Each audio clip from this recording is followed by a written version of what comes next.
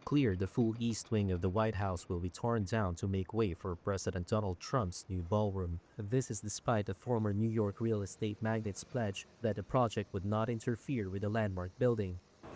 Demolition workers on Monday began ripping down the section of the White House that holds offices for the First Lady and staff.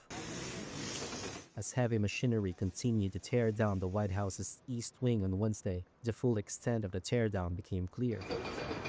U.S. President Donald Trump defended the demolition to make way for a ballroom. In order to do it properly, we had to take down the existing structure. He showed pictures and models of the proposed 90,000 square foot ballroom to NATO Secretary General Mark Rutte, gathered officials and the press. You can see the kind of interiors that we're talking about. That's an interior of the ballroom. And it's the highest level.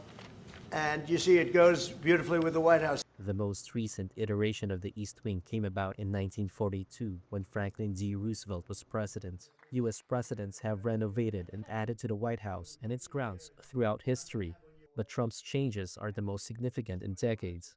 Trump said on Wednesday that the project would cost $300 million, an increase from its initial $200 million price tag announced in July. Trump said he and private donors are paying for the ballroom, but has not released full financing details.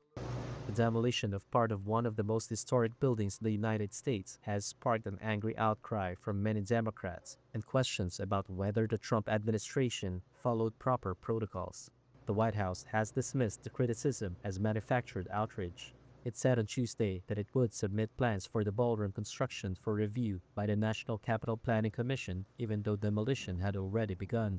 The National Trust for Historic Preservation has asked the Trump administration to pause the demolition until the Planning Commission review is completed, expressing concern that the proposed 90,000 square foot ballroom will, quote, overwhelm the White House itself. The White House is 55,000 square feet.